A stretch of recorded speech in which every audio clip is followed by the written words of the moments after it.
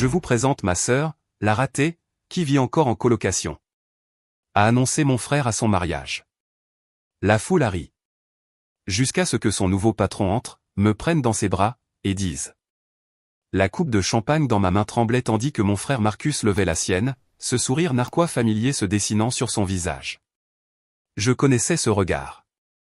C'était le même qu'il arborait depuis notre enfance, juste avant de me pousser dans la boue ou de dire à maman que j'avais cassé son vase préféré alors que c'était lui. Avant de continuer avec les toasts, annonça Marcus, sa voix portant à travers l'élégante salle de bal, je veux présenter à tout le monde ma chère sœur, Sophia. Il fit un geste dans ma direction avec une emphase théâtrale. Allez, Soph, lève-toi, ne sois pas timide. Mon estomac se noie. Ça n'allait pas bien se terminer. Je me levai lentement, forçant un sourire alors que 200 paires d'yeux se tournaient vers moi. J'avais spécifiquement choisi une robe sobre pour l'occasion, rien de trop cher ou de tapas à accent grave-l'œil qui pourrait attirer l'attention. Après des années de jalousie de la part de Marcus, j'avais appris qu'il valait mieux se fondre dans le décor lors des événements familiaux. Je vous présente ma sœur, la ratée, qui vit encore en colocation, déclara Marcus, sa voix dégoulinant d'une fausse sympathie. À 32 ans, vous vous rendez compte ? Alors que certains d'entre nous achètent des maisons et se marient, la pauvre Sophia, elle, partage encore son loyer comme une étudiante. La foule éclata de rire gêné. Certaines personnes détournèrent le regard, embarrassées par l'humiliation publique. D'autres, principalement les amis de fac de Marcus et ses collègues de travail, rirent ouvertement, levant leur verre dans une sympathie moqueuse. Peut-être qu'on devrait faire une collecte, continua Marcus, se prenant vraiment au jeu, pour l'aider à trouver son propre appartement. Quoique, je ne suis pas sûr que même ça l'aiderait. Ça fait combien de temps qu'elle travaille sur sa start-up ? 3 ans ? Toujours en train d'attendre la grande percée, un frangine ? Mes joues me brûlaient. La nouvelle épouse de Marcus, Victoria, se tenait à côté de lui, le sourire figé. Elle avait été parfaitement agréable avec moi pendant les préparatifs du mariage, mais elle n'intervint pas. C'était le show de Marcus, et tout le monde savait qu'il ne fallait pas l'interrompre quand il était lancé. Vous vous souvenez quand on était enfant ? Marcus y allait vraiment à fond maintenant. Sophia disait toujours qu'elle serait celle qui réussirait. Qu'elle posséderait une grande entreprise un jour. Eh bien, nous y voilà. Je suis directeur principal chez Morrison Tech, je viens d'être promu le mois dernier. Il marqua une pause pour les faits. Et Sophia, elle, fait quoi exactement ? Un truc avec les ordinateurs. Quelque chose comme ça, dis-je doucement, ma voix stable malgré l'humiliation qui m'envahissait. Elle est très secrète à ce sujet, chuchota Marcus à la cantonade. Probablement embarrassé. Je veux dire, je comprends. Quand votre petit frère vous surpasse en tout point, carrière, relation, vie, ça doit être dur. Mais bon, tout le monde ne peut pas réussir, n'est-ce pas ? Il faut bien une déception dans la famille. C'est à ce moment-là que je l'ai vu. James Morrison, le PDG de Morrison Tech, venait d'entrer dans la salle de bal. Il était élégamment en retard, comme toujours, portant son costume bleu marine signature qui coûtait probablement plus cher que la plupart des voitures. Sa présence capta immédiatement l'attention. Plusieurs personnes près de l'entrée le reconnurent et se mirent à chuchoter. Mais James ne les regardait pas. Ses yeux balayèrent la pièce jusqu'à ce qu'il me trouve, et son visage s'illumina d'un sourire sincère. « Oh, ça doit être mon nouveau patron, » dit Marcus, ne réalisant pas encore qui venait d'arriver. James Morrison en personne. Il a dit qu'il passerait peut-être. Tu vois, Sophia, voilà à quoi ressemble la réussite. Quand vous avez de la valeur pour une entreprise, le PDG vient à votre mariage. Je regardais James se frayer un chemin à travers la foule, déclinant poliment les verres et les poignées de main des employés de Morrison Tech désireux de se faire bien voir du patron. Il marchait droit vers moi. Marcus parlait toujours, inconscient de tout. Monsieur Morrison va adorer rencontrer ma famille. Enfin, la plupart de ma famille. Sophia, tu devrais peut-être t'asseoir avant. Sophia. La voix de James retentit dans la salle. Il fit presque les derniers pas en courant, le visage radieux. Te voilà. J'ai essayé de te joindre toute la journée. Il m'attira dans une étreinte chaleureuse, le genre d'étreinte réservée aux vieux amis, pas aux simples connaissances. Le silence se fit dans la salle. Je suis vraiment désolé d'être en retard, dit James, tenant toujours mes épaules. La réunion du conseil d'administration a duré plus longtemps. Ils ont enfin approuvé les termes de l'acquisition. Il se tourna vers la foule stupéfaite, gardant un bras autour de mes épaules. Désolé pour l'interruption, tout le monde. Je suis James Morrison. Je devais juste remercier cette femme brillante en personne. Le visage de Marcus était devenu blême. Vous connaissez ma sœur? James se mit à rire.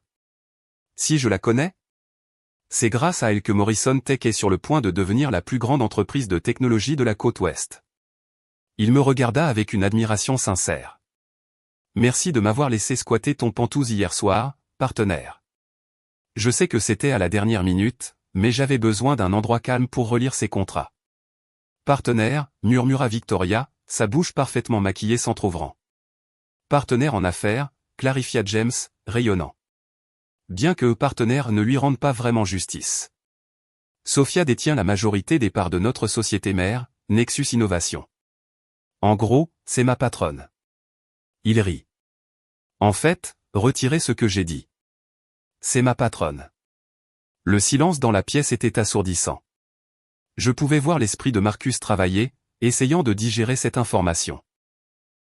Son expression passa par la confusion, l'incrédulité, et finalement l'horreur. C'est impossible, balbutia Marcus. Elle vit avec des colocataires. Elle n'a même pas les moyens. James parut perplexe, puis la compréhension se fit jour sur son visage. Oh, tu veux dire David et Monica? Ce ne sont pas ses colocataires, ce sont ses cofondateurs.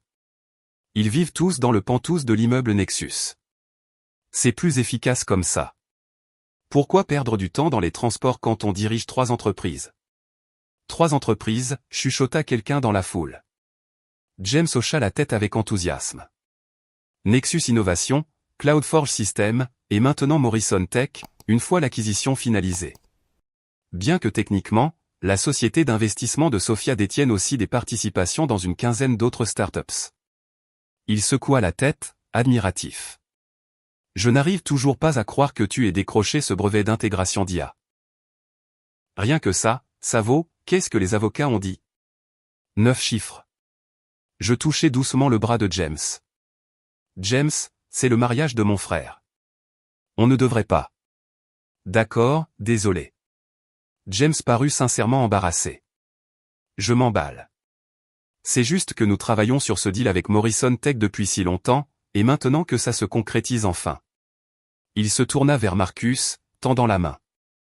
Vous devez être Marcus. Félicitations pour votre mariage.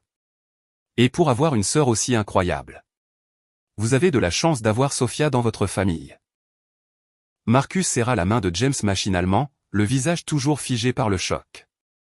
Attendez, continua James, une nouvelle pensée lui traversant l'esprit. Vous avez dit que vous travaillez chez Morrison Tech? Directeur principal, c'est ça? Quel département? Je suis dans les ventes régionales, parvint à dire Marcus. Ah, l'équipe de Peterson. Bon département. James me jeta un regard entendu. Vous savez, une fois que Sophia prendra officiellement ses fonctions de présidente le mois prochain, il y aura de grands changements. Elle a déjà identifié plusieurs départements à développer. Les ventes en font partie. Présidente? La voix de Marcus se brisa. Du conseil d'administration, confirma James. Elle ne vous l'a pas dit? L'acquisition comprend une restructuration complète. Sophia supervisera l'ensemble des opérations. Mon rôle passera à celui de PDG de la division filiale, tandis qu'elle s'occupera de la stratégie de la société mère. Je vis mes parents se frayer un chemin à travers la foule, leur visage un mélange de confusion et de choc. Maman nous atteignit la première, les yeux écarquillés. Sophia, ma chérie, que se passe-t-il? Avant que je puisse répondre, le téléphone de James vibra. Il y jeta un œil et soupira. Ce sont les avocats. On a besoin de ta signature sur les derniers papiers. Il me regarda en s'excusant. Je sais que c'est le mariage de ton frère, mais... Ce n'est pas grave, dis-je, retrouvant enfin ma voix. Marcus a bien fait comprendre que je n'avais pas vraiment ma place ici, de toute façon. Quoi? James parut confus, puis la colère monta en lui alors que la compréhension se faisait. C'est de ça qu'il s'agissait dans ce discours? Il t'a vraiment? Sa mâchoire se crispa. Tu sais quoi, laisse tomber Morrison Tech. Reviens au bureau avec moi. L'équipe attend pour fêter ça comme il se doit. On a cette bouteille de Château d'Yquem 47 que tu gardais. C'est une bouteille de vin à 50 000 $, chuchota quelqu'un. Marcus retrouva enfin sa voix. Sophia, attends. Je veux dire, je plaisantais. Tu sais comment je suis. C'est juste des taquineries entre frères et sœurs. Vraiment, demandai-je doucement. C'était vraiment juste des taquineries quand tu as dit à mon ex-petite amie que j'étais mentalement instable? Ou quand tu as convaincu nos parents que je gaspillais mon héritage dans des jeux vidéo stupides? Ou quand tu as répandu des rumeurs à chaque réunion de famille que j'étais une ratée? Je n'ai pas. Si, tu l'as fait. Je me tournai vers nos parents. Et vous aussi. Vous avez cru chacun de ces mots. Pas une seule fois vous ne m'avez demandé ce que je faisais vraiment. Pas une seule fois vous ne m'avez défendu quand il m'humiliait devant les autres. Papa s'avança. Ma princesse, nous ne savions pas. Parce que vous n'avez pas demandé. Je sortis mon téléphone, leur montrant l'écran. Il y a 3 ans, j'ai essayé de vous parler de l'approbation de mon premier brevet. Vous avez dit que vous étiez trop occupé à organiser la fête pour la promotion de Marcus. Il y a 2 ans, quand CloudForge a obtenu son premier gros contrat, vous m'avez dit d'arrêter d'inventer des histoires pour rivaliser avec Marcus. L'année dernière, quand Nexus a atteint son premier milliard de valorisation, vous m'avez raccroché au nez parce que Marcus annonçait ses fiançailles. Le visage de maman se décomposa. 1 milliard? Sophia, nous pensions. Vous pensiez que j'étais une ratée. Une déception. La honte de la famille. Je regardais autour de moi tous ces visages qui avaient ri de moi quelques instants plus tôt. Et vous savez quoi? Ce n'est pas grave. Marcus a besoin d'un public pour sa réussite. Moi, jamais. Victoria prit enfin la parole, la voix tremblante. Marcus, c'est vrai? Ta sœur c'est notre nouvelle patronne? Techniquement, elle sera la patronne de tout le monde, corrigea James, serviable. Enfin, tout le monde chez Morrison Tech et dans les 14 autres sociétés du portefeuille. À ce propos, il se tourna de nouveau vers moi, l'équipe de Tokyo attend pour cette conférence téléphonique. Ils ont 9 heures d'avance, donc? Je hochai la tête. Allons-y.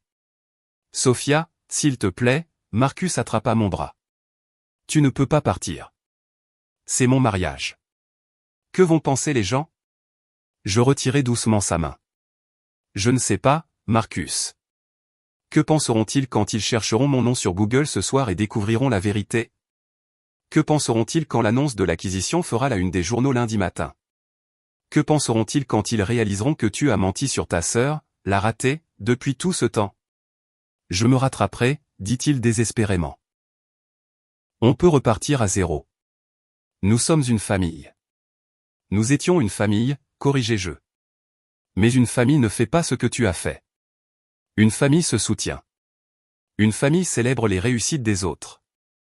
Une famille ne se démolit pas pour le plaisir. James se racla la gorge. La voiture attend dehors, Sophia. Les membres du conseil sont déjà au bureau pour la cérémonie de signature. Je regardai Marcus une dernière fois. Son visage était un mélange de choc, de regret, et d'autre chose, la peur. La peur que son récit si soigneusement construit s'effondre. La peur que son poste chez Morrison Tech soit menacé. La peur que la sœur qu'il avait moquée et rabaissée soit maintenant en position de lui rendre l'appareil. Félicitations pour ton mariage, Marcus, dis-je simplement. Et pour ta promotion. Profitant. Alors que je me dirigeais vers la sortie avec James, j'entendis la salle de bal exploser en murmures. Les gens sortaient déjà leur téléphone, cherchant des informations sur Nexus Innovation, sur moi, sur l'acquisition qui serait annoncée dans 2 jours. Oh, une dernière chose, lança James à la foule stupéfaite. L'équipe de direction de Morrison Tech sera réévaluée dans le cadre de la restructuration. Tous les postes, du débutant au directeur principal, seront réexaminés en fonction des performances et de l'adéquation culturelle. Il sourit. La culture d'entreprise est très importante pour Sophia. Elle ne tolère pas le harcèlement. La dernière chose que je vis avant que les portes de la salle de bal ne se referment derrière moi fut le visage de Marcus, blême, choqué, et comprenant enfin que sa sœur, la ratée, jouait un jeu à bien plus long terme qu'il ne l'avait jamais imaginé. Dans la voiture, James secoua la tête. « Je n'arrive pas à croire que ton propre frère. Depuis combien de temps il te fait ça ? Depuis qu'on est enfant, admis-je. Il a toujours eu besoin d'être la star. J'ai appris très tôt qu'il était plus facile de le laisser briller que de se battre. Alors tu as bâti un empire en secret, à la place, rit James. Rappelle-moi de ne jamais te sous-estimer. Les gens le font souvent, dis-je, regardant les lumières de la ville défiler par la fenêtre.